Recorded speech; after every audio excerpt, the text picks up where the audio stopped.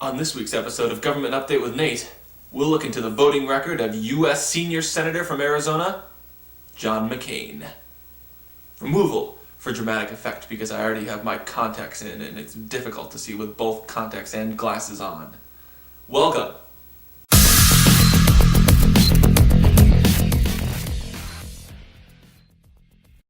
So if some random whining can be heard during today's episode, please note that we just bought a new puppy, and for whatever reason he likes to whine just nearly constantly. So I apologize, but hopefully he won't. Hopefully he'll be a good boy because he's laying down right now asleep.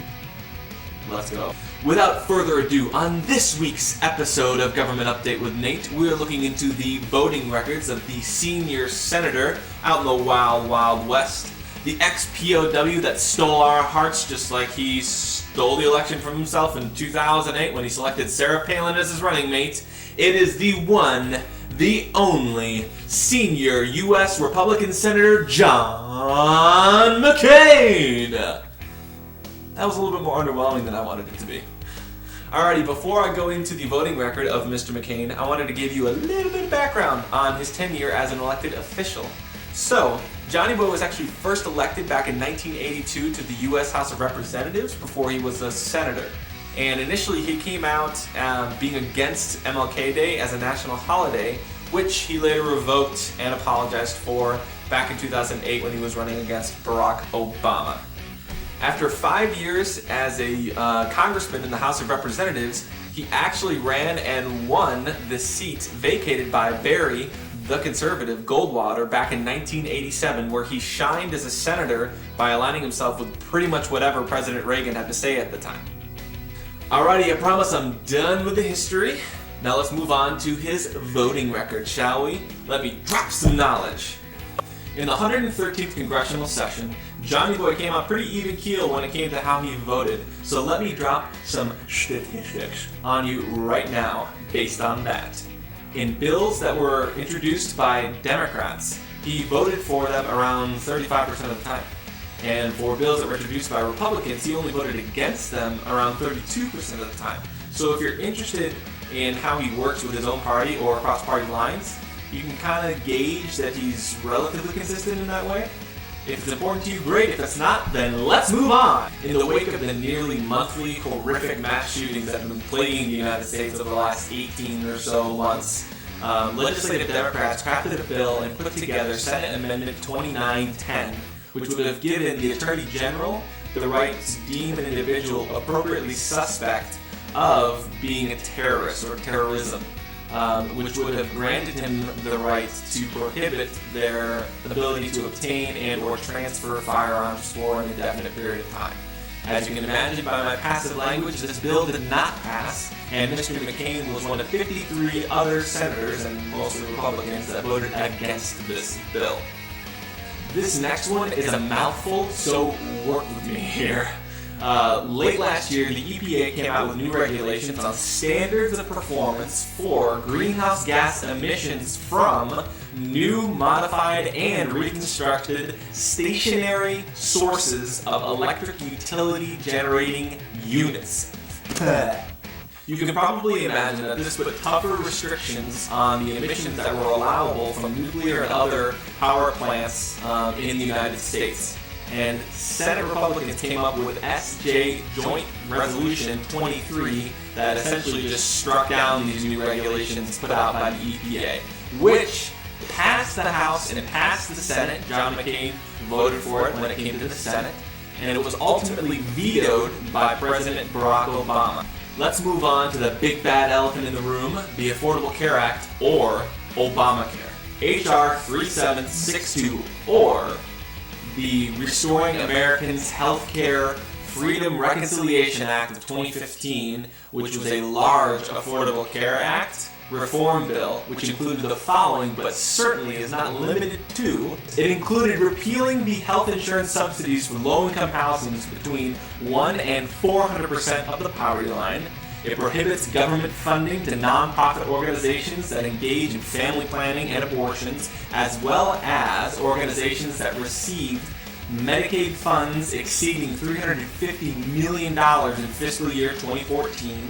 It repeals the expansion of Medicaid for individuals whose income does not exceed 133% of the poverty line. And finally, it repeals the schedule of taxes on employer-sponsored health insurance, taxes on Medicaid devices, and a 10% tax on indoor canning services. Finally, a 3.8% tax on investment income. And Mr. McCain voted in favor of this bill, and it did pass, but ultimately was vetoed again by President Barack Obama. But before we move on, can we go back to the tanning thing for just a second? There was a 10% tax on indoor tanning services as a part of the Affordable Care Act. What? I mean, I guess vitamin D deficiency, a solution would be tanning, but I don't even know if you get vitamin D from the artificial beds. I'm just making myself sound like an idiot. Either way, that's so bizarre that a 10% tax on indoor tanning services was repealed in this. Isn't politics just crazy, kids? I just can't even stand it. Alrighty, moving on from the Affordable Care Act. Mr. McCain did introduce a relatively bipartisan bill, which was a progressive immigration reform bill that not a lot of his Republican cohorts were a big fan of. This was Senate Bill 744 and basically gave provisional immigration status to undocumented immigrants that came forward and paid taxes and fees and etc., which is a thing. I mean, if you're pro-immigration reform, then this would be a tick possibly in the pro category, and if you're against immigration reform in this fashion, then it's probably a tick in the con form, knowing where Mr. McCain stands on the subject. Let's move on. So here's an interesting one. Back a couple of years ago, internet sales never actually had to charge sales tax on transactions that were conducted online because there wasn't a specific place where these transactions were taking place. So the Senate saw that as a lot of potentially lost tax revenue on those online transactions and organized a bill that made it so the buyer state would charge and collect that sales tax from online purchasing transactions. And Mr. McCain was one of only 15 Republicans to vote in favor of this bill that ultimately passed and became a law. Let's think back all the way to 2014, and do you remember when our government shut down for about 4 or 5 days? Well, Mr. McCain was one of the Republicans that voted against the Appropriations Act of 2014, which ultimately led to the government shutting down. So whether or not you thought that that was a good or bad play, you now know how Mr. McCain felt on the issue because he voted against the Appropriations Act of 2014, thus resulting in the government shutting down for 4 or 5 or maybe 3 days.